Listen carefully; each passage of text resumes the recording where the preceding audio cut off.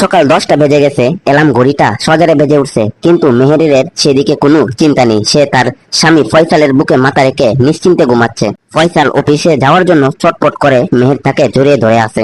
মেহের, উঠো না, সকাল হয়ে গেছে তো, আমার অফিসে দেরি হয়ে যাচ্ছে। আর একটু ঘুমাও না, আজ না হয় একটু দেরি করে গেলে। মেহেরের ভালোবাসা মাখা আবদার ফয়সাল অসহায় হয়ে পড়ে।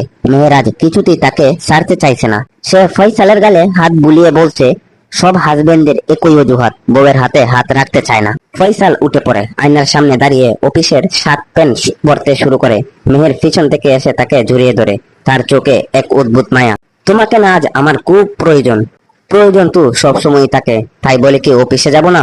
দরকার হলে তাই করবে, তুমি আমার স্বামী, তোমার উপর আমার অধিকার আছে। ফয়সাল মেহেরের কপালে একটি চুমু খেয়ে তাকে শান্ত করে। সে জানে না মেহেরের এই অতি আবেগের পিছনে অন্য কোনো কারণ আছে কিনা। ফয়সাল অফিসে চলে যাওয়ার পর মেহের ঘরে একা। সে সোফায় বসে কানে হেডফোন দিয়ে ভিডিও দেখছে এবং আপন মনে হাসছে।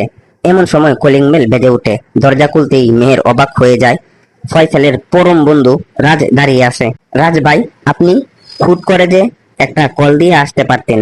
আসলে ভাবি, একটা মাল্টি ন্যাশনাল কোম্পানিতে ইন্টারভিউ ছিল তো, ভাবলাম ফয়সালের সাথে দেখা করে যাই।